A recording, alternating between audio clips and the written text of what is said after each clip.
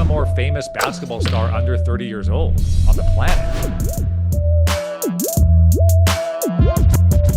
All right, I'm so excited for this conversation we're about to have. Tyler Beadlescomb is the SVP of Marketing Content at the Indiana Pacers and Indiana Fever. Tyler, we finally made it happen, man. Welcome to the program. Thank you. This is such a long time coming, for as often as we actually converse, I doing know. it this way, it's funny that it's taken so long, but no, I'm thrilled to be here. I always like to start with the icebreaker. So, what is the over/under for Tyler to, if you're shooting the 35-foot Caitlin Clark logo three, what's the over/under on how many attempts it takes to sink that one for you? Oh, I'm taking, well, over under. This is Hmm. it. One, I'm going to take the under on myself.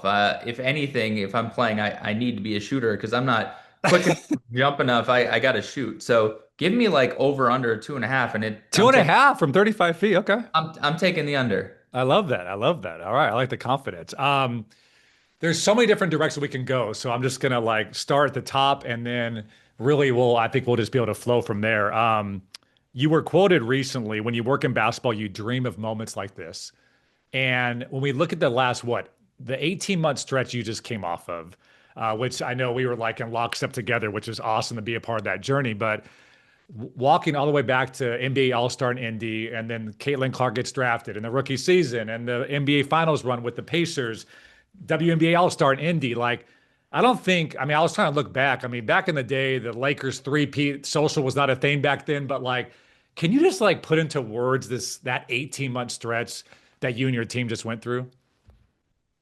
Yeah, to put it into words, I think it's been tremendous, Hmm. a tremendous amount of work, but so much fun. Uh, Again, it was funny when you said that I'd recently been quoted saying that. I was like, I wonder at which moment I Yeah, said, exactly. and I believe it to be true. I They all probably said blend it together at this a point. number of times. Yeah. But yeah, I mean, it's been super fun. I think the pride that we have as a host city Hmm. is really apparent. So I think if you're going back all the way to NBA All-Star 2024, that is something that we geared up for and we planned for years. And in fact, that was a really unique event because Indianapolis was supposed to be the 2021 All-Star host. Hmm. It got postponed by COVID. That's So that right. was an event that was like 7 years in the making. No team plans for an all-star event for 7 years. But because of that, as each year went by, we were adding more and more to the planning. We wanted to go bigger and bigger. And Yeah.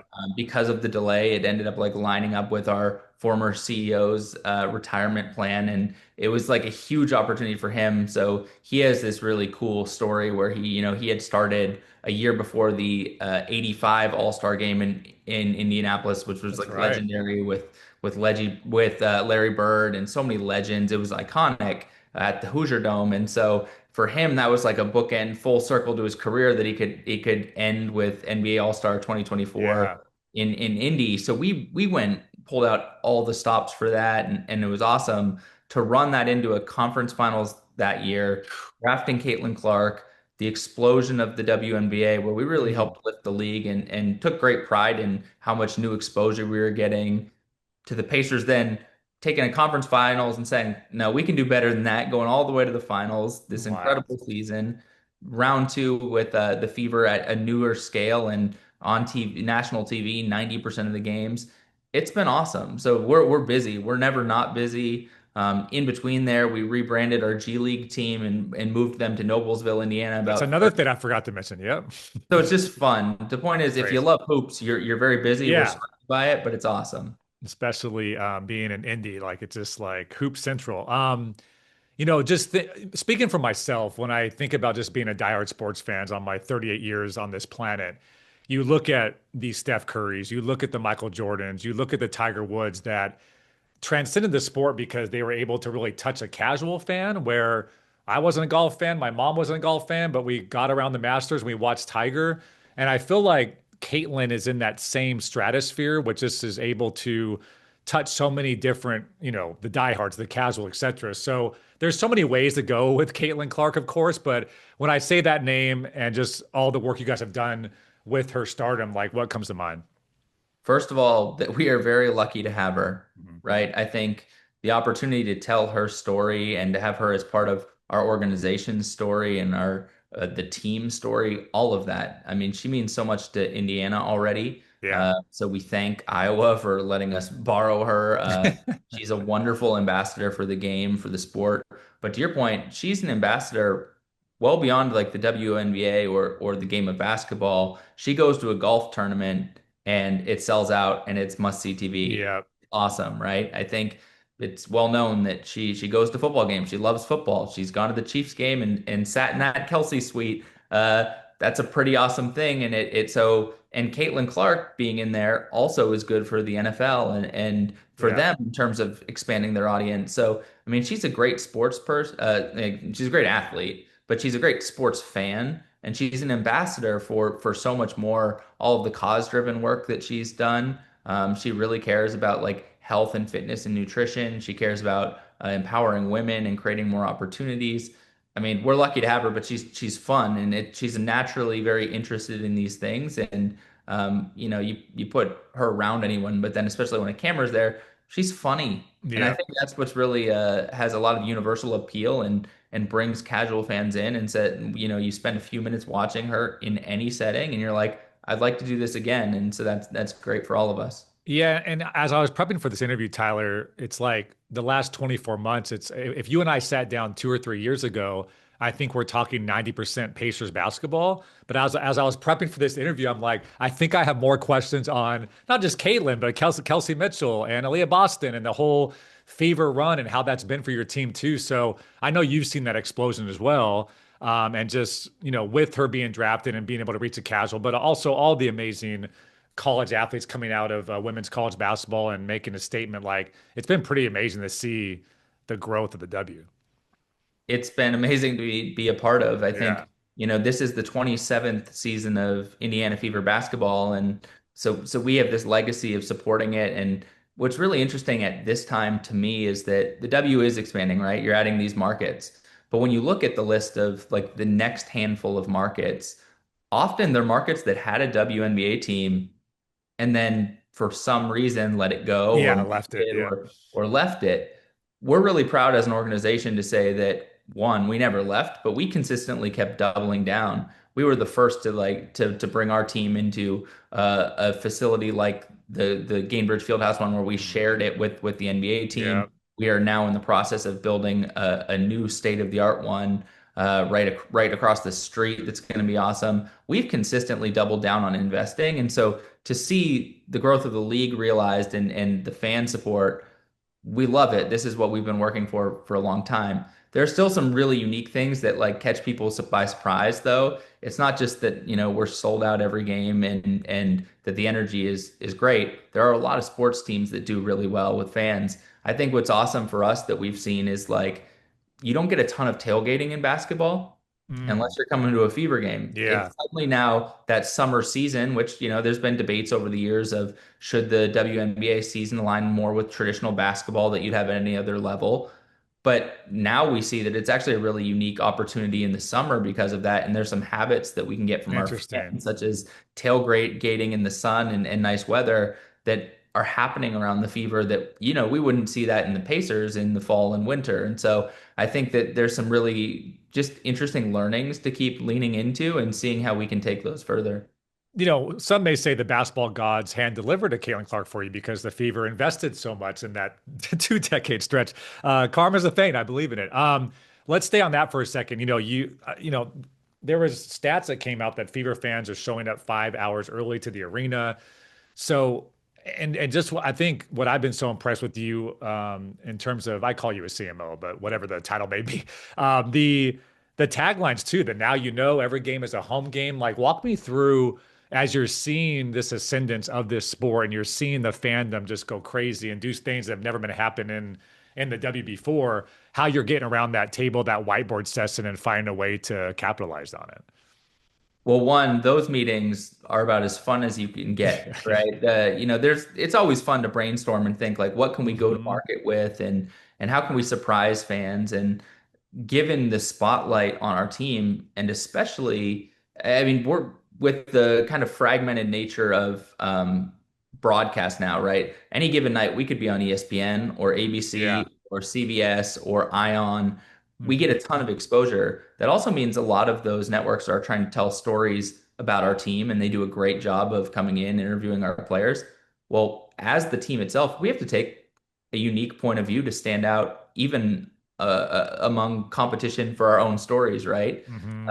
And we like to think what is different about us and what's different about this moment in time. And I think we have this team that's really together. But what is interesting is when you look at the rise of the WNBA, there's no question that the Fever are at the heart of that, right? Yes.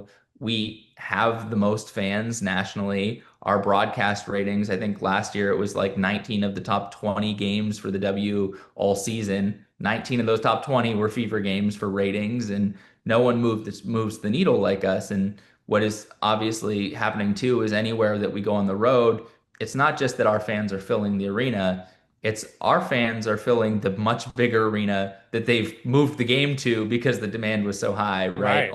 Almost every opponent that we play Goes to the has NBA arena, right? has moved to the NBA or a larger Hmm. facility just to accommodate more fans coming, which is awesome. That's so great for the game. Well, we wanted to speak to that this offseason. We knew that we have a story to tell that isn't like the other teams. And for the record, other teams have so many great things going for them. It's not like the Liberty don't have opportunities, right? They're in New York and they won a championship and there's so much star power around the league in different markets. When I say that the Fever opportunity is unique, it's not to belittle other teams. In fact, every deck has something different in it. But for us, our impact on just total viewership and how much the basketball world pays attention to us, we wanted to lean into that. And so this Now You Know campaign, which Love we've it. loved this year, is when we show up. Why? Yeah. You see us, you hear us, you feel us. That sea of red in any arena we go to, it's obvious and it's fun. You know well in advance when we're coming into town, and probably if you like another team, if you're a fan supporter of another team, you're seeing them promote our game when we're coming in. Most teams don't promote their opponents. Well, when they play the Fever, they do because it's going to be so impactful for selling tickets. And so we ideated a campaign that's a lot bolder than you'd see most teams typically go with. Right. Certainly bolder than we have in a very long time. Although, if you go back in history, people start talking about campaigns from like 10 years ago, and it was probably before social media just grew so much, but there used to be some bold campaigns out there. But either way, what we've done is a little bit louder. It's been a lot of fun to lean into. Every game is a home game is kind of tied to that, right? We loved the idea of like the Fever World Tour or the Fever Yeah. Road Show. And so we designed a really cool t-shirt there was kind of like a roadie t-shirt that you'd see for any band touring and had all the cities on the back with kind of a sold out stamp. But the message being that every game is a home game because that's how we feel. We go into any arena, we're not really intimidated. We know that we're going to get more support than our opponent is, which is a really unique, powerful privilege. But why we did that wasn't to actually just to boast about that. It was actually to make kind of here's your official road uniform for our fans to encourage them to show Yeah. up, to be uniform in what they're wearing, and empower them for being part of it. So we really wanted to nod to the fans, kind of encourage them, and then use that to increase our support even more. I was talking to one of your partners and one of our partners as well, Keisha Taylor over at WNBA and Ion and Scripps Networks. And we were talking at Sport Beats and talking about Caitlin and how they've had historic numbers and ratings and the Fever games, as you mentioned. And that's just a marketer's dream, right? To have someone like we talked about earlier that can reach out to the casual fan. And my question to a lot of people is name a more famous basketball star under 30 years old on the planet. I mean, you and I have talked about that too. How do you, I know you agree with that, but how have you, okay, we have this star, but we have a team as well. We can't just post Caitlin as, even though it get engagement, you can't post her 90 times in a row. How have you leveraged, like, I can reach a casual fan, I can reach maybe a fan I'm trying to recruit into the Indiana landscape, but I can use this to my advantage to tell other stories around on the roster, around the team. How do you leverage that ability as a marketer? Yeah, the funny thing is it's not as hard as you think. Okay. I would love to tout how genius we are or just how deep we've been in it. But what we've seen that's really encouraging for both the league and for us with the Fever is if you can get people to watch, they like what they're watching. They fall in love with other players. They're interested in other players. Um, It's the, I mean, was lack of a better term, it's the gateway drug that just opens up a whole opportunity. 100%. Yeah. And I think that's been talked about around the WNBA for quite some time, right? Mhm. If we had more TV access, if we were just Yeah. on the bigger networks more often, hey, that'll help. And so that with the new media deals that are coming in, that has been totally instrumental in growing our game. Well, for the Fever, there's no getting around it. Caitlin was a hook that brought in so many new fans to us. But it's amazing, and we survey our fans all the time. We talk to them. I mean, tonight's a Friday night Fever game at Gamebridge Fieldhouse. I'll go and talk to a lot of fans. Yeah. And a story that we hear all the time is I came for Caitlin, but I fell in love with Aaliyah, Lexi, Yep. Sophie, Kelsey. Yep. But now I follow everything and I look at the whole 12 woman roster and love those stories and their togetherness. And so there's no question that she has, cast a wider net and brought people in, but they've fallen for other players and are really interested, and that happened very quickly. In fact, more quickly than many of us anticipated, which is a wonderful thing. Obviously, this year's been tough on the injury front, Yeah. and we've played more than half of our season without Caitlin, but our ratings are good, our crowds are great. The fans are here supporting, and they're supporting all of those other people. And they say, I can't wait till she's back. But right now, this team's really exciting. It's right in the playoff mix. The stakes are high. Yeah. So there's a lot of other reasons that we knew were there, but other people have learned and caught on with really quickly. And there's been some just natural moments as, again, a marketer's dream where, Caitlin gets pushed down on the floor and here comes Sophie to have her back and she said some stuff in the media and it's like, oh, I can relate to that. Like I love when I have a best friend that, has my back. And I love when I have a coworker that can like stick up for me. And it just creates, I think, more of a fandom and like anybody can be obsessed with those storylines because as you become a fan of that team or you start with Caitlin, like you said, all these things start to happen. Another thing that's been maybe more organic, or maybe you can speak to it being more of a tangible play as a marketer, but it's this college atmosphere that's happened between the Pacers and the Fever. And it really feels like the men's team and the women's team at a top college program. But talking about the Pacers for a second, watching that playoff run and seeing Caitlin courtside or up in the box, and then seeing Tyrese at, All-Star, where he literally has a cast on his Achilles, but he's there to support the W and the league. I mean, talk me through that because that's rare. Like I haven't seen an NBA WNBA team connection like that, and it just feels like they're all grown up together, almost like they're on college campus together.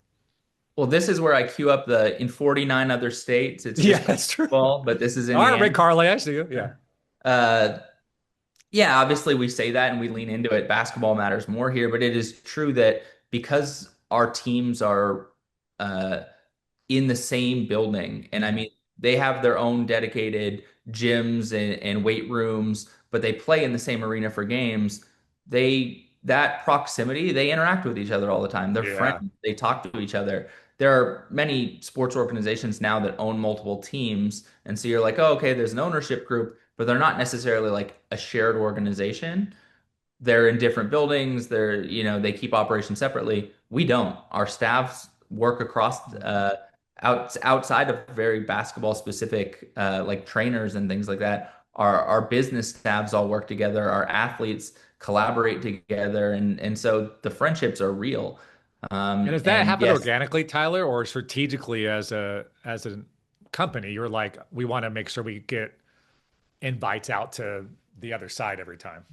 I think a little bit of both. I would say Yeah, strategically, when we were sharing the same facility, I think that was an efficient strategy for the business that we love and creating kind of the home of Indiana basketball. yeah, Obviously, that's a strategy. I think the relationship building, super organic. I don't think it's ever been forced, but there's always just been this mutual respect and interest in what is going on with those other teams, right? Athletes like talking to it. They're going through the same yeah, situations on larger scale.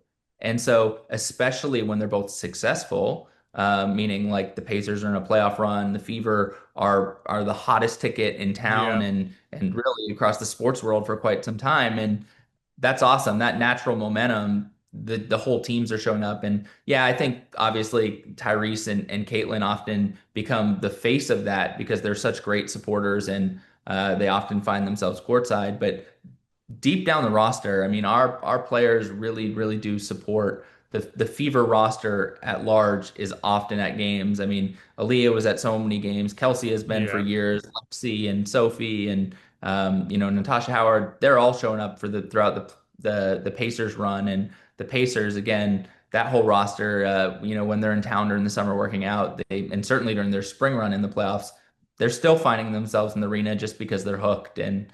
That support is very, very real. We don't take it for granted. I think we love what it signifies and that it is happening naturally. It's really just fun for us to tell those stories and to capture those interactions because we know they're texting all the time. They're asking for Yeah. advice and how to handle it. And that's just really cool. I know Rick Carlisle shows up to Fever practices. He's always just looking for new ways to innovate. And I think Steph White, obviously, the same thing. So, the shared knowledge base, the shared love of the game, it's apparent and very rare here. Okay, so that's a perfect transition to Tyrese Halliburton. And obviously, again, the team as a whole went on a magical run to the NBA Finals all the way to a game seven. But dude, talk me through these buzzer beaters. Like, I don't think like you and I were like on Instagram DM, like as these things were happening, just like you got to be freaking kidding me. But again, I mean, I think the stats do back this up. Nobody has hit those many go ahead or game winners in the history of the playoffs ever. But like as this stuff's happening, are you just like, I cannot believe this is like, because if literally if you and I sat down and said, let's make the most magical postseason other than winning it all, I don't think Hollywood accepts that script. Yeah, I mean it's fun. It's amazing to see. I think we certainly have the belief that he can do it at any time, and we love the ball in his hands. So we're prepared to go at a moment's notice, which is a really good thing because we had a lot of those moments pop up. To your point. Yeah. It was an unbelievable postseason run, and it was fun. And I think what's been really interesting about the Tyrese Halliburton story, and particularly this run, is he's known, of course, for his unreal passing, and he's a great facilitator. He is as unselfish as you'll get as a player, and that's funny because obviously, when you're talking about point guards, you're talking about an unselfish breed. He stands out even when you look at the class of point guards. And so Yeah. that's that's a guy that you don't necessarily is going to expect. You don't expect that he's going to hit a ton of game winners, mainly because he loves distributing and getting it in other his teammates' hands. However, he has been awesome in that moment. I think I don't remember. I don't actually remember what the final stat was at the end of the year, but at one point it was like 11 of his 12 game tying or go ahead shots in the final minute this season went down. That's Anytime you crazy. can shoot 90+% in those scenarios, that's obviously unbelievable. It just isn't something that happens, except for it did. So it's fun. He's creative. He believes in himself. His teammates believe in him. And when our jaw kept hitting the floor, but that's when our marketing team, we get to go into overdrive and it was fun. And when I think about this postseason, I often think about it as, the what the helly postseason a little bit, Yeah, yeah. right? That song came to Yeah. at the same time, and Rob 49 obviously came to a number of our games, So and good. is someone who now talks to Tyrese and became a part of our run.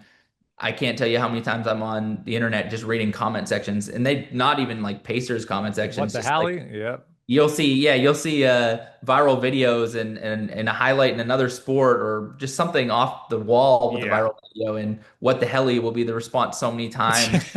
The way that grew with Halliburton was incredible. So yeah, very unique postseason, but that was fun. I mentioned on LinkedIn while it was happening, I was like, if you want to see a case study on how to maximize moments like this, like follow the Pacers on social. And I meant it because I geek out over the logistics, as you can imagine. You've been quoted to say you describe your team as a little army of editors, designers, photographers, partners, of course. But talk me more through you're in a playoff game, you're against the Knicks, game one. He hits that, game winner slash take it to overtime. The choke sign comes out. Reggie Miller's pointing at him. Just, I mean, again, the marketer's dream.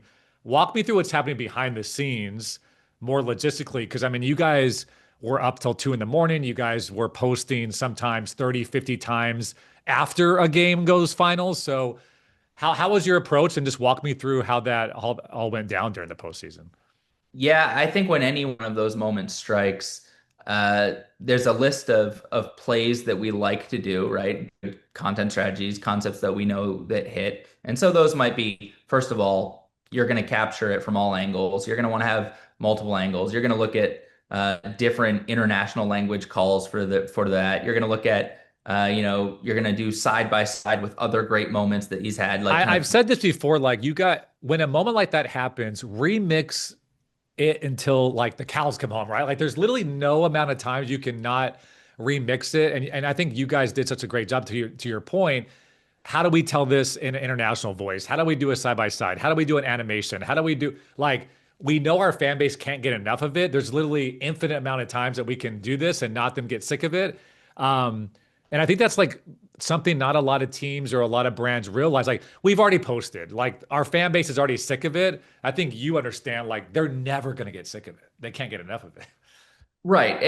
And if they're going to get sick of it, it's going to be a week from now. It's Yeah, certainly yeah, be yeah. the night that something historical happened and something that is just thrilling by nature, Play the right? hits. People Yeah, will come up to me and they'll be like, "Here is where I was during this game, that game." And it could have been a bar, it could have been in Indiana at our watch party, it could have been certainly in the arena at at the Madison Square Cosm. I think Garden. I sent you one at Cosm. The reaction at Cosm. It's just, And all of those people, again, their jaw hit the floor. I mean, that was an unreal comeback, and yeah, the emotional wave of thinking we won, and then we were going to overtime, and then we won again. And yeah, I mean, that was a wild one. And so when you talk about those scenarios, you have to help people process it. And sometimes even seeing, you start digging into details of the whole run of a comeback. I mean, if that was the one where Aaron Nesmith hit six yes. threes, right? And I think four of them in the fourth quarter, if I recall, those are things that you have to help people process and remember everything that's going on that went on down to make it happen. And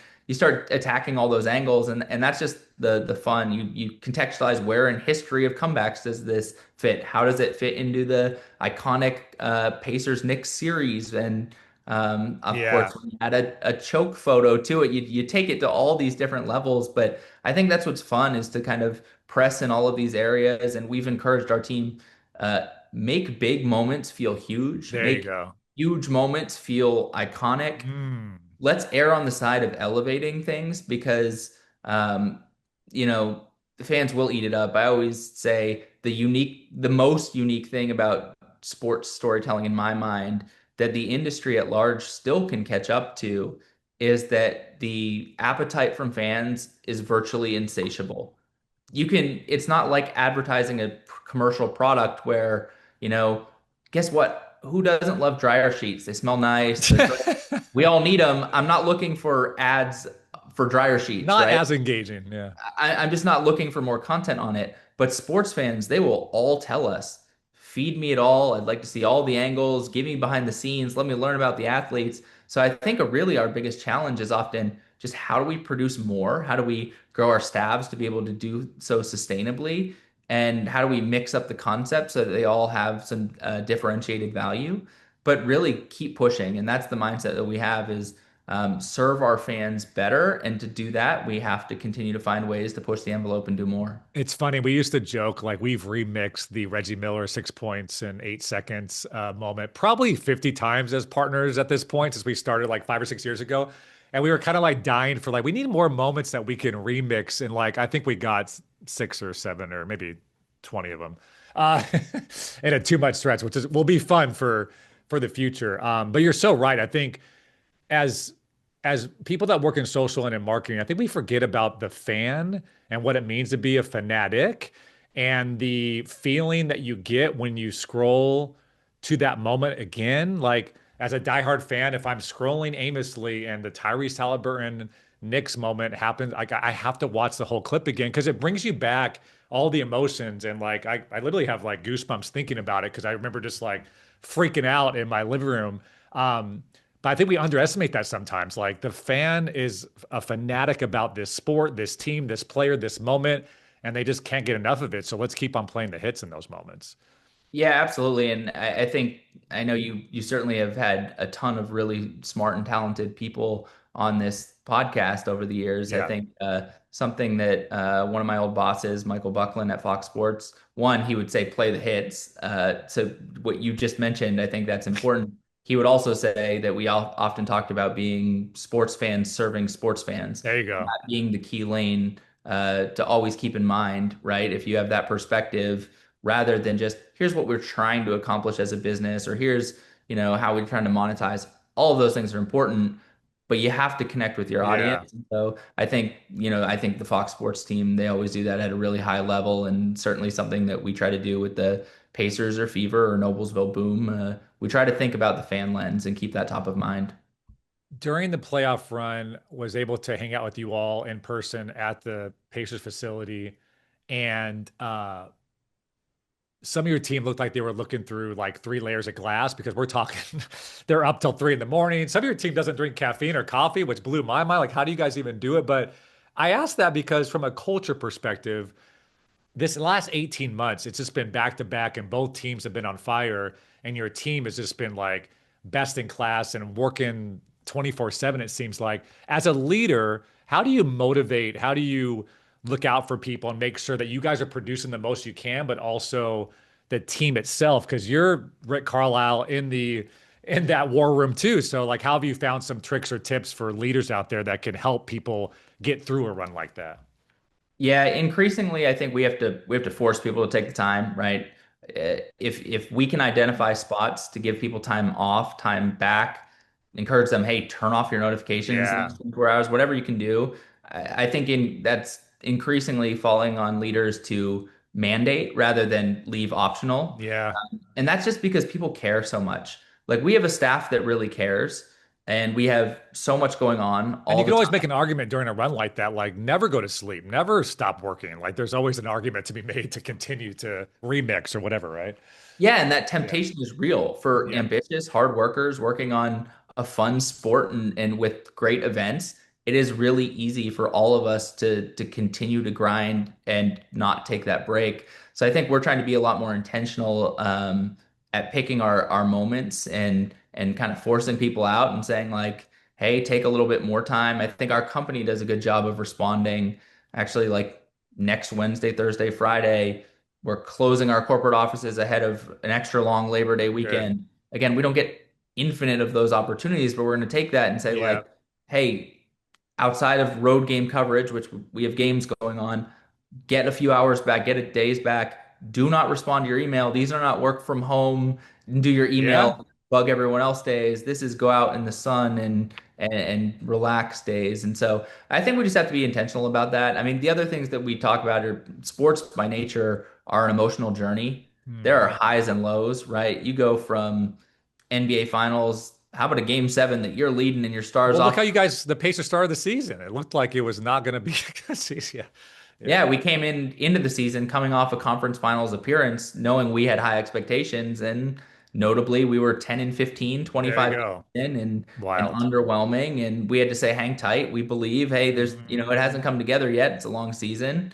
You go to the high of all highs when you're hitting game winners against Yeah. your rivals and you knock out the Bucks, you knock out the Knicks. Like those series are so much fun and the energy in the city was unreal. And then didn't end the way we wanted in multiple ways, which is tough, but you have to kind of find ways to regroup, let everyone process. But I think more than anything, we talk to each other, we care about each Yeah. other, we listen to each other, and now more than ever, we're trying to prioritize time off for each other and create that balance. It's all important because the job is certainly an interesting lifestyle, and we know it's a lot of work and lean in, but we care about the people and what they're doing outside of it. So more vacation for everyone. That's what we're trying Yeah. to push. Well, you've done a really good job of finding people. I think we've talked about this too. Like, you need to geek out over all these moments and not look at it like, oh God, now we have to go to a game seven. Like you have to be like, oh my goodness, I can't believe this is happening. I would do this for free almost, but I'm lucky enough to get paid and have an opportunity to be a part of this moment. So you have a really good squad. You've done a great job, I think, with recruiting a team that understands the moment, but they're just super talented too, and they can cook when they need to for sure. I want to talk numbers 'cause I know you and I are all about the numbers and the results. I often say, let's not over romanticize the content. Let's over romanticize the results. This is a stat I think you shared in one of your interviews recently. Like Fever engagement grew 55-fold since 2022, became the first WNBA franchise to pass 1 million followers. Um, How do you look at success on social? Because again, with two franchises and that 18-month stretch too that were on fire, I'm curious, what are the couple numbers that you're looking at in your seat that dictate we're on pace, we're above pace, or we're below pace?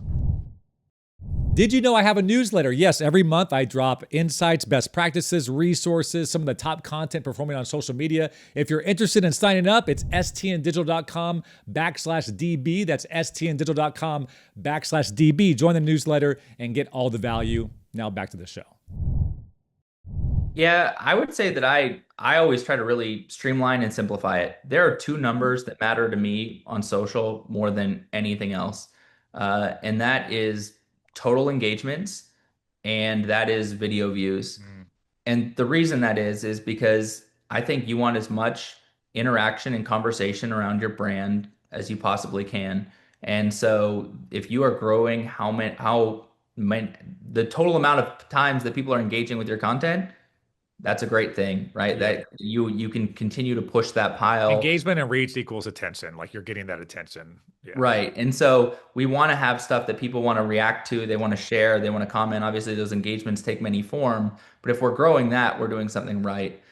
Also, video is something that is really important to me, right? I think all of these platforms that are always still referred to as social platforms, they're video platforms now. I Yeah. mean, first and foremost, that's what they are. Yes, I know they accept other mediums, and that's great. We love our photography. We have great graphic design. What drives really the mass majority of engagement on all of these platforms now is video content. And so we produce a ton of it across our brands, and you want people viewing more of it. And Yeah. so I also think it's one of the most valuable, right? Obviously, we're businesses and we're trying to create compelling content franchises for brands to partner with or work with them on unique And concepts if you that we can can guarantee sell. them a certain level of views, that's going to be how you monetize. Absolutely. So I just think those two. I mean, I think we want to make sure that we're doing a lot of great video storytelling because you can storytell at a real deep level, and that's exciting for us. And then the total content pie we want to grow. And if your audience is increasing, engagement's going to come with it. I mean, you and I have talked about this ad nauseum, but I don't really care how many people are directly following the accounts. Yeah. Like, I want to grow it. I don't Yeah. want to go backwards.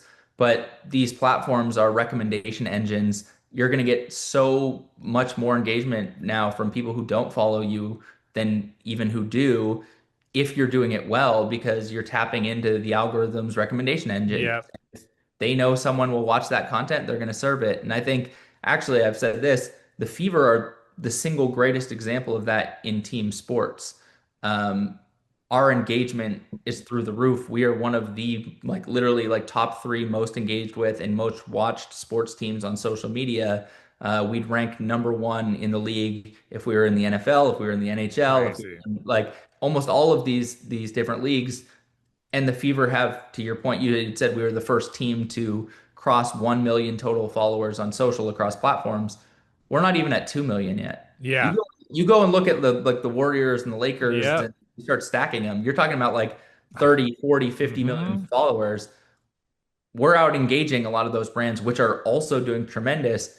It's not because we have the huge following directly following our accounts. It's because there is interest from the sports world and market way more than the people who have hit the follow button, and the platforms keep serving it and they keep watching it. And so, traditional follower accounts, great, let's grow them, cool. It's just not really on my report card as a metric of if we're doing our job super well at this Yeah, in the point. world, like, it's moving from social, or already has moved from social media to interest media, and it's going to serve up that recommendation engine based on what you like or what you're open to potentially diving into. And I'm curious, like, has that changed your perspective on how you program social? Because if we go back 3 or 4 years ago, you're probably thinking, what would a diehard Pacer fan want to see today? But now you're like, what would anybody want to see? Maybe if they don't even know some of the players on the team, or maybe if they don't know the X's and O's, is your content strategy starting to, we have to almost introduce ourselves to a new audience that doesn't know the ins and outs? Or is sports somewhat different where you can play both those games on a daily basis? I'll answer your first question first. Yeah. Yes, it is. We've evolved our strategy, and we think about education as well as entertainment, right? Like, Mhm. what are the little bits of education we can do in most of our videos if they are going to reach a significantly larger audience. Meaning, if we use the fever, for example, many people recognize Caitlin Clark, but almost all of our video content is showcasing the team in different settings and interactions. Well, we're going to go and label all of our players in that content because Hmm. even if you come for Caitlin Clark because you might like that she's part of the Open, you want to know who the next six players are answering the question of the day. And you might not recognize them by their number, but we're gonna spell out their position and we're gonna label who they are and we're gonna give you some Smart. context so that you start to recognize them over time. Has that And been so part of your strategy where the 3 second hook has Caitlin I in a lot think of times? we're Or I think we're open because we want to yeah, showcase a lot of the team. I think we mix it up. I think we're also smart, right? We know how algorithms work. right. We would love to set our everything up for If success, it and so makes sense, yeah, I get totally get it. it's a balance. But Yep. we're aware of what can really help drive engagement, and when we lean into that as much as we can. What are your thoughts again? And I've thought a lot about this recently. Trying to get on the For You page is almost the ultimate goal to get the ultimate reach and to quote unquote go viral. But you still have your diehards that have opted in to follow you. And I think with Instagram, for example, you have Instagram stories, you have broadcast channels, you have ways that you can speak to only those that follow you and kind of have that surprise and delight or just speak to them a little bit differently. Have you thought about that, or have you just thought about how we can maybe speak or reward the people that follow us versus just the random non-follower that happens to stumble across our content on For You? Yeah, I mean, I think we're still producing a significant amount of content that we know is going to be for our OG fans, Of right? Who've course. been with us for a long time. I think also a lot of those we get to access in different ways, right? So we love social, we're all living on it. Uh, but we get to touch base with a lot of our season ticket holders in real life. We get to create great events for them. Yeah. Certainly, there are groups that we email at different levels, and we'll serve up exclusive content there or differentiated content that is catered a lot to an audience that is familiar with our team and knows the personalities. Things that we do in our app might be different. So we really look at the whole marketing Okay. ecosystem and when we approach them. But yes, we definitely want to keep them top of mind. I think they're really fun to interact with because of their familiarity and their history, and they've been on that journey with us. And so, yeah, I think we always have to keep them top of mind. We want to expand the pie, and we want to have we want to be all over the globe with our audience, but we don't forget that we love what Indiana basketball stands for and what our Mhm. community is, and we're out there. And so it's important to us to cater to both. This actually I wanted to ask you this question because it kind of speaks to potentially getting on that explore tab or reaching that casual fan. During the draft, we partnered and worked on what I like to call like the Toy Story animation with Caitlin Clark as an action figure dribbling around her room. And, we won an award for that, which is awesome. But I was kind of impressed how viral that went and how everybody I speak to in sports remembers it and knows exactly what we're talking about when we speak to it. I never asked you this question, so I'm like, why not say it on the pod? Why do you think that piece in particular resonated so universally during the draft? Yeah, well, I'll start with one funny confession is I owe you a trophy and it's been sitting in my office That with your name on it. was really the reason I asked the question. I mean, to be No, honest. I have to ship it to you. It's actually been sitting in my office No, for all good. We weeks. appreciate it. So no, just as the funny aside, it's there. It's on my list.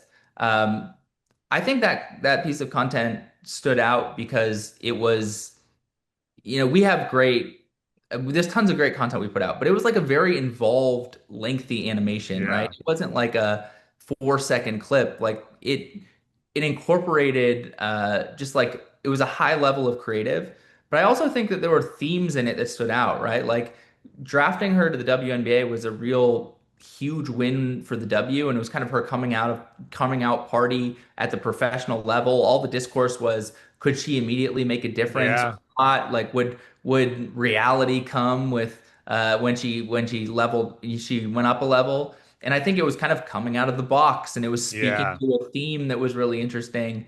I think certainly for our fans, it was just an explosive celebratory moment. It wasn't like winning just another lottery. It was The different. And so lottery. Yeah. And so I think it just there was a perfect confluence of factors that really helped it scale. And it was fun. And I also think that there is this reality that one of the things that we have that we're really fortunate about is we have a lot of resources relative to other WNBA Yeah. teams. And what has been amazing is that the whole league has been leveling up. I mean, I think you can almost see it month by month how much investment is pouring in and how much teams are scaling. But we've been on Well, the look at the forefront of that value of expansion franchises. Yeah, that alone tells you everything. skyrocketing, Yeah. right?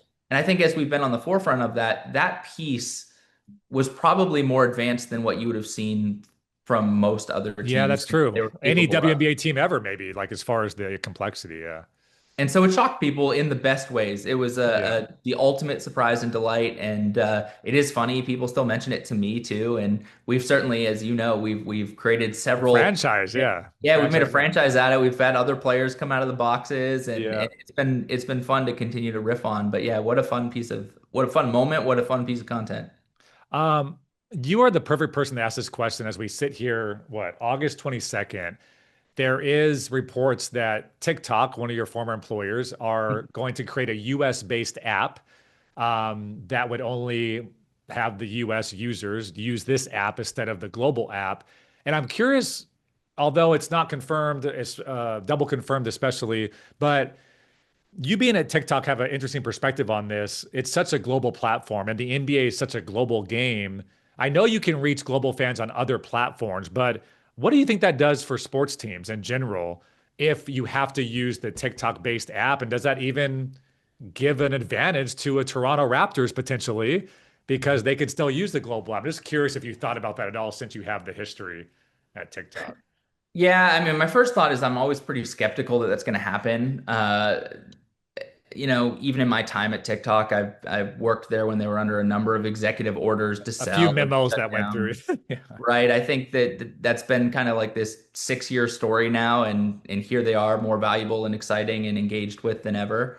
But even if that were to be true, I would be a little bit disappointed, right? I Yeah. think the access to global fans through TikTok is one of the most important things about the platform for us. And as we keep talking about, TikTok's all about discoverability. Yeah. It you want to see things outside of what you normally do, and the exposure that teams can get internationally is huge. We have so much of our total TikTok viewership and engagement is coming internationally, and we'd love to keep that. And personally, I would just be devastated as someone who uses TikTok to plan a lot of vacations, and Right. Yeah. Yeah. I want to see where I'm supposed to go when I'm getting that downtime and recharge. Yeah. I want to know what restaurants to go to and the sites to see internationally. I use TikTok for that. So I So think true. I would love to see it stay truly a global platform. I think that's really key in its And I DNA. wonder if the global app would turn back on if you cross the international border. Like, who knows what would happen? But yeah, you said the Fever Games drew from all 50 states and 44 countries,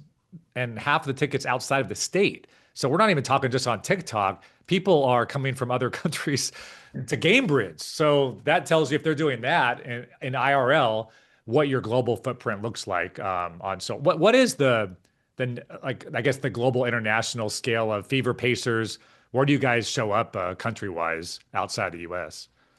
Well, to your point, I think it was 44 countries last season. I don't have the total count for this season and how that kind of like deduplicates versus last year, but Yeah, we're more and more prevalent around the world. wild. I think the WNBA's next challenge is getting the games in more locations. So I think Yeah. the NBA has a significant advantage there right now And it with helps with Peacock because and Amazon Prime coming on board too. Yeah. exactly. And so, I mean, I think the media deals shape the exposure in other markets, right? And so the NBA, you can see it on Tencent. You can watch it in all of these different languages.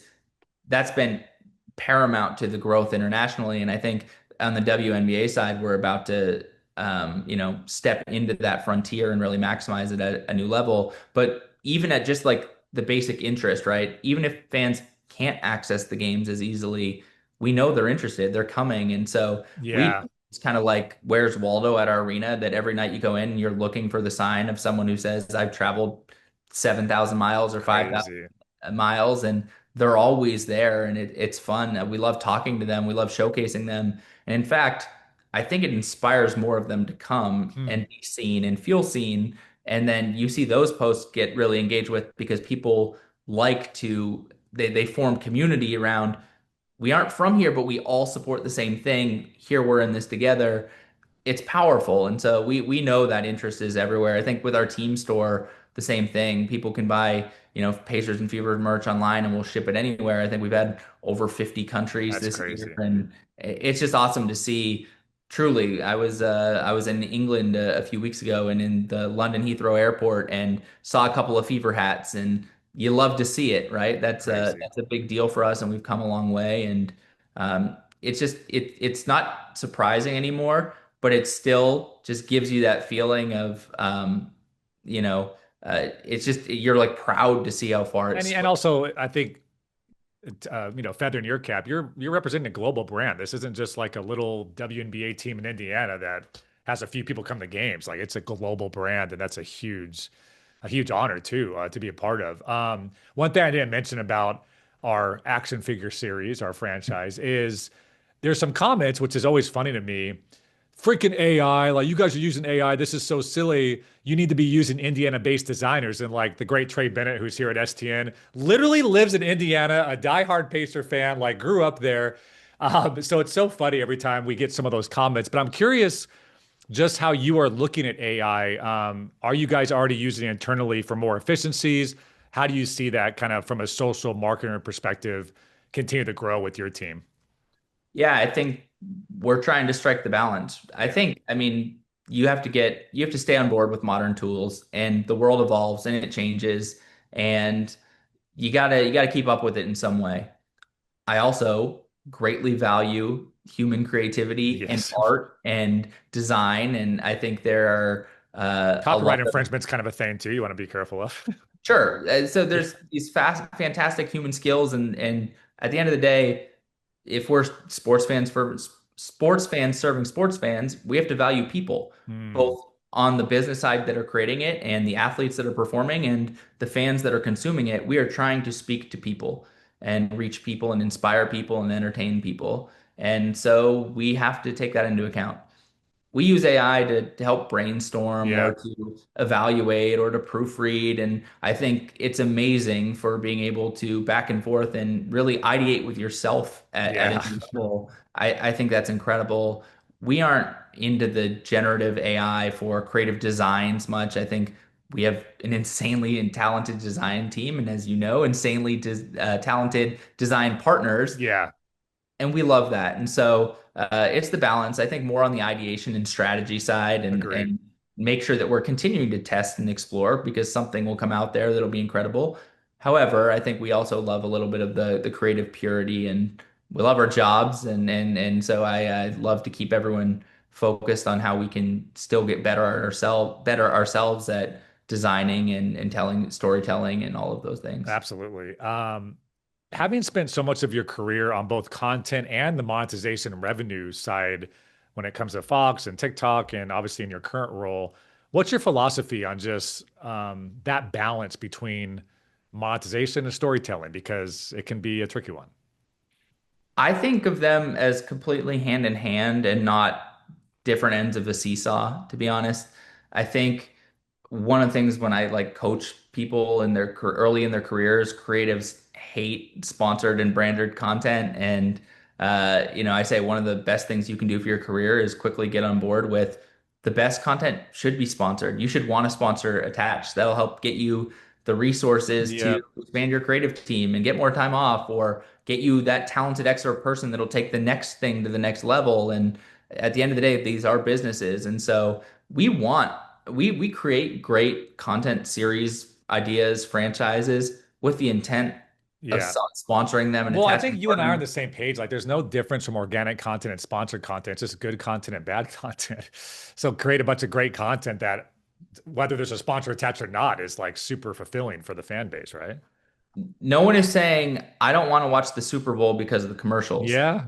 right? No one is. They can be additive, right? The brands can be Mm. additive or good content around brands. I mean, that's all these commercials are. They can be awesome. And so I don't really look at growing the audience and organic content versus monetized content as competitive. I would love to monetize 100% of our content if we can. Yeah. The reality is you're always going to have a balance, and I think you need to make sure that both your organic content is great, your sponsored content is great. I think they're just all a good opportunity, no matter what, any piece of content, brand attached or not, whether there's ads in front of it or mid-roll between it, any of that needs to come down to, is this story engaging? Is it going to resonate with fans? And so I think they all work hand in hand. Well, I have a colleague of ours that is constantly in these partner meetings begging them to listen to him as far as what's going to actually get engagement. We've all seen it, right? We've seen, hey, I'm Tyrese Halliburton on behalf of AT&T. I just want to tell you that they have a new, and it's just like, it's not going to land, right? The fan base is just going to scroll right past it. So, any tricks or tips you have? Because I know you've been in thousands of those meetings in your career, I'm sure. But any line that you use or any way that you explain the importance of guys, we have to create content that people are actually going to want to watch and not jam down a teleprompter down someone's throat. I think you always need to align around shared goals and shared values, right? And so Yeah. the reason that a brand is going to come to a sports team, we have very, very passionate, highly engaged fans. And by attaching their brand to our brand, we're going to create affinity for their product that'll help those fans buy it and be associated with it. Well, they also want to tap into as many of our fans as they possibly Yeah. can, right? People aren't really partnering with sports teams to say, like, I really hope I can tap into 2% of that fan base, Yeah. right? Like, they're like, I want to access all of these fans and this great passion and these huge It's like communities. there's a reason you came to us so you can leverage our fan base. Let me tell you what our fan base really loves, right? Like, Exactly. It's so what we are experts in our fans, and we know that if we took this approach, we could reach the largest swath yeah, possible.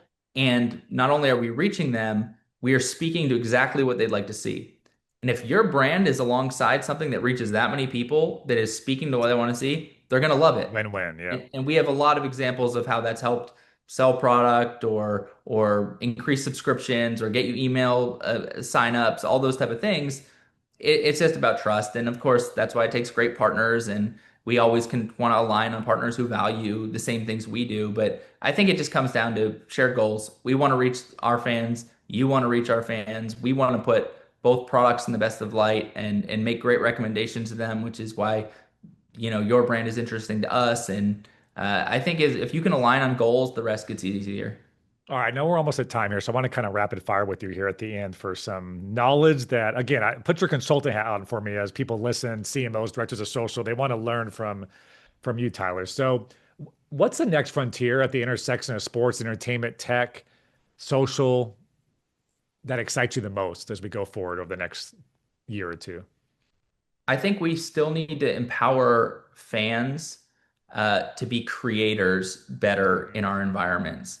So I think we're all good at creating photo backdrops that are good for Instagram. But I think as the world is changing and fans evolve, more of them are really looking to be creators. And I think they can really help us from a Yeah, brand standpoint and being ambassadors and it's free advertising. If we can create amazing experiences that set them up to create, I think that's something that experientially we have to keep top of mind. love it. At the core, what's your overall philosophy on how to approach social media or how you think people should approach social media? Ideally positively, and I think you just always want to tell good stories. But I do say positively because look, there's no question social media experiences can be all over the Of place. You course. might sit on your couch and laugh hysterically for 3 hours, or you might be doom scrolling and feel like Yes. the world is ending and I want to be alone. And all of that is possible with social media. So ideally, and particularly in sports entertainment, but overall, I'd say let's approach social media positively. And then really, you can tell stories with a photo, with a graphic, with video, but always think like, is this conveying what I hoped it would? Hmm. Just be intentional with what you're posting. What's a common mistake you see other teams or brands making, or as a social marketer, you just look at it and cringe, or like, why aren't they doing X? I think that they are assuming that all of the audience sees everything they do. Yeah. And so if they do a series of content, and I'll make it up, say they have a theme night in Arena and they did a post that says, hey, tonight is X theme night. Their next piece of content might not reference it at all, but just might say it's a pirate theme night. Their next piece of content might have all their players in pirate gear, and they've never retold the story of like they're in this because it's pirate theme night. And if you didn't see the first post, you'd be like, why the heck are they showing up like this? So Yeah. I think in the age of using emojis to speak as captions or really clever, witty captions, we've lost some ability to contextually storytell in a way Yeah. that really helps set the scene. And I think that the brands that do contextual storytell in their copy, I think they blow away the teams that are trying to be, cute or clever more often. I think you see that pretty clearly in the numbers. People love the hacks. To give you an example, we see across our client portfolio carousels outperforming reels right now when you have the clickbait, almost like YouTube thumbnail, then you scroll. I know you guys see that as well. We always say always post every post to Instagram stories because that way your followers like will see that content guaranteed. There's so many different hacks or different things that you can do as a best practice. What's working for you, or maybe something you can share with the audience that is an easy like just start doing this and you'll see a little bit better results. Yeah, I think you called it clickbait. I would just call them great cover images that allow you Yeah, to contextualize what video it is, right? I think one of the things that's evolved is we always talk about like how can you start off a video that is so compelling in the first 3 seconds that people stop their scroll and that they yes. watch further. I think the evolution has been that was really hard to do and still is. And so people are saying, I'll create these cover slides to help tell that story in an image so that they already know that they want to stop and watch it. I think that's been a great evolution. Um, I think that you're seeing stories across more platforms. Like I think everyone thinks Instagram stories quickly, but don't underestimate what you can do on TikTok and YouTube and Yeah. some of these other platforms with these expanded features. Obviously, we all kind of eye roll when the platforms just mimic each other and they all roll out similar features, but they're there for a reason. And And they always boost the algorithm when they release those features. They don't yeah, admit so it, but they do it. I would say lean into all the features that a platform offers. That Yeah. there's typically a reason they still offer it. Said Instagram edits, obviously trying to compete with CapCut, and they're already saying that those videos are more high quality, and the algorithm is boosting that according to the head of Instagram. So things like that. We didn't talk about, which I totally forgot, the Stranger Things theme. You reminded me with the pirate thing. You should have used Stranger Things as your example, but that was one of a kind. You told me at All Star, you're like something's coming on Tuesday or Wednesday, but do you guys think you started a trend there? Like, is that something that can happen multiple times a season? Other teams are going to start jumping into like being able to attach a team to pop culture like that is just brilliant. Yeah, I think we look for opportunities and we love when it can happen. I don't think we're alone in that. I think other teams do too. I hope it just inspires it to happen more, right? Yeah. They're complicated, right? Like you have to get way out in front of them. There Yeah. needs to be a good natural League tie. approval, Netflix approval. I can only imagine. Yeah.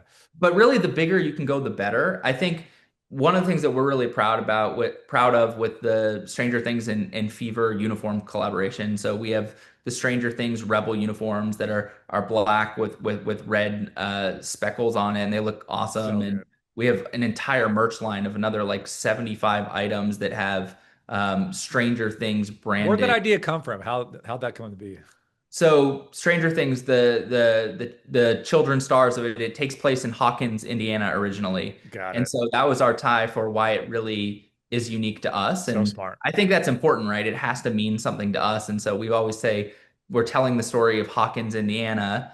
And then I think there are some elements that we creatively thought we could really lean into, right? There's a lot of red and spooky and dark in Stranger Things, and the Fever Red allowed us to play in a Yeah. very authentic color scheme that was cool. The uniform concept is part of the Rebel series of uniforms in the WNBA, and I think there's something to Rebels and the stars of that show that are kind of childhood rebels and getting into some mischief and chasing down this mystery that's fun. And so I think when you take that and then you just take the audience of Stranger Things and the global interest of that humongous great. Obviously, it's breaking all kinds of records, and now we're heading into season 5, the final season. And you take unparalleled fever fan interest. It was like, let's do this. We got to bring it back. We got to evolve it. And So what we smart. do is have arena takeovers. We painted our entire team store black and red, and there's all these things that we did to elevate it. And I think that's why it's so exciting. It's not just,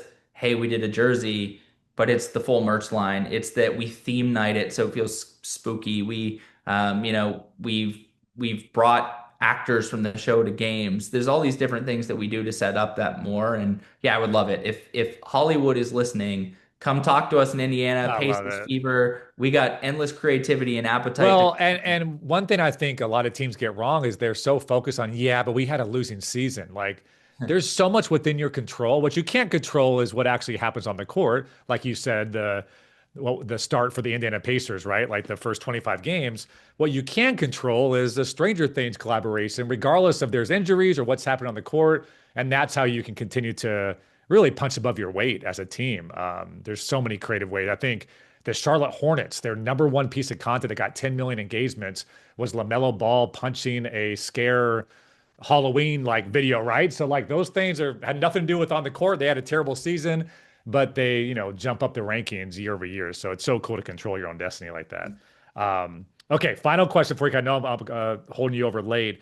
Um, you've been someone that has started at the Raiders and you co-founded the Spun and then you went to Fox and you really have a career that I think so many people want to emulate or just like look up to or inspired by. So any advice for that social media manager that may be, listening today that wants to be in your shoes someday soon? What's the biggest advice that you give folks like that? I would say challenge yourself to learn the business. It's very easy to get caught in your own lane with your own Mm, priorities and think about your work as the most important because it's central to your experience. But again, whether you're starting out in editorial and then figuring out how that can move from just writing articles to writing video scripts to writing marketing campaigns, and like that's an example, right? Or if you're touching social and you need to learn to not just post it, but how do I design? How do I cut video? When I think about, hey, we know how to get engagement numbers up. Well, am I learning about what it means to grow audiences and how we capture data on those audiences and use mm. that to build fan profiles that we can market to later? Or am I just learning how to better monetize it? Yeah. All of those areas, there's so much. This business is complex, and whatever your lane is, meet with your counterparts, meet with your other department heads or your I colleagues, love and that. take them out to lunch and ask them. Because I think the biggest thing you can do if you're trying to grow and work in different places is learn how your lane or your department or your skill set can add value to the whole thing. And I Yeah, think it's that's like really important. every And role is a revenue generating role. You need to figure out why and what the bottom line is for the company as a whole. It's so smart. if you're looking to grow your career, you just need to listen to this podcast. Hey, there you go. That's a It's good out. testimonial. Hey, man, I'm so glad we finally did this. Thanks for staying a little late with me, but amazing knowledge that you dropped on the pod today. And let's do it again soon. Let's do it anytime. This is so much fun. Thank Yeah, you for thanks. having me. Thanks, Tyler.